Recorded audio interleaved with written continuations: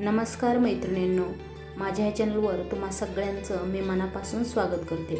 मैत्रिणींनो, आजचा आपला व्हिडिओ खूप खास आहे, तर व्हिडिओमध्ये कुठेही स्किप न करता शेवटपर्यंत नक्की पहा व व्हिडिओ आवडल्यास प्लीज चॅनलला नक्की सबस्क्राईब करा व व्हिडिओ कसा वाटला हे सुद्धा मला कमेंटमध्ये नक्की सांगा. तर आज मी बनवणार आहे मसाल्यातील एक घटक जो आपण भाजीमध्ये दररोज वापरतो. तसे तर आपण खूप सारे मसाले वापरतो, पण घरगुती पद्धतीने बनवले जाणारे मसाले आपण जे बनवतो त्यातीलच एक घटक म्हणजे मी जो मसाला बनवला आहे तो मी आज या व्हिडिओमधून तुमच्यापुढे शेअर करणार आहे. व्हिडिओ आवडल्यास प्लीज माझ्या चॅनलला नक्की सबस्क्राईब करा. मी माझ्या चॅनलवर घरगुती काही टिप्स ज्या आपल्याला किचनमध्ये स्वयंपाकघरात उपयोगी येतील किंवा घरामध्ये काही ज्या उपयोगी येणाऱ्या टिप्स असतात ते मी तुम्हाला प्रत्येक व्हिडिओच्या माध्यमातून देत असते. तर व्हिडिओ आवडला तर प्लीज माझ्या चॅनलला नक्की सबस्क्राईब करा. व्हिडिओ कसा वाटला हे सुद्धा मला कमेंटमध्ये नक्की सांगा. तर मैत्रिणींनो, आज सकाळी जेव्हा मी भाजी करत होते तेव्हा मी जो मसाला रोज वापरते तोच मसाला मला तुमच्याबरोबर शेअर करायचा होता, म्हणून मी आज हा व्हिडिओ बनवायला घेतला आहे.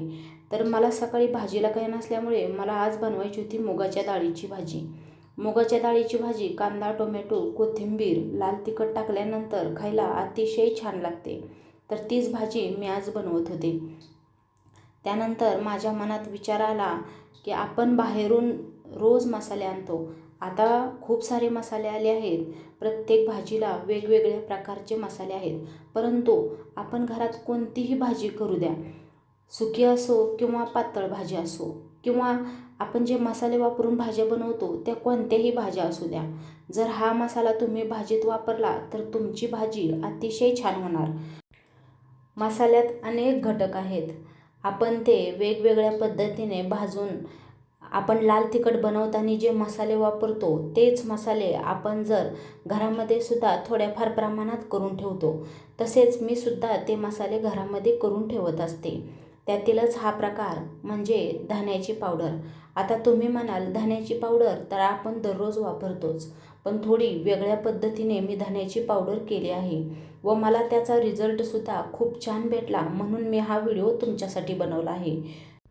भाजी कोणतीही असू द्या, आपण घरामध्ये सुक्या भाज्या बनवतो किंवा पातळ कोणतीही भाजी बनवली तरी ही पावडर थोडीशी टाकली तर भाजीला इतकी छान चव येते. म्हणूनच मी हा व्हिडिओ आज इथे तुमच्यासाठी बनवत आहे. तर मैत्रिणींनो, धने मी मंद गॅसवर थोडेसे भाजून घेते. बारीक गॅसवरच आपल्याला धने भाजून घ्यायचे आहेत.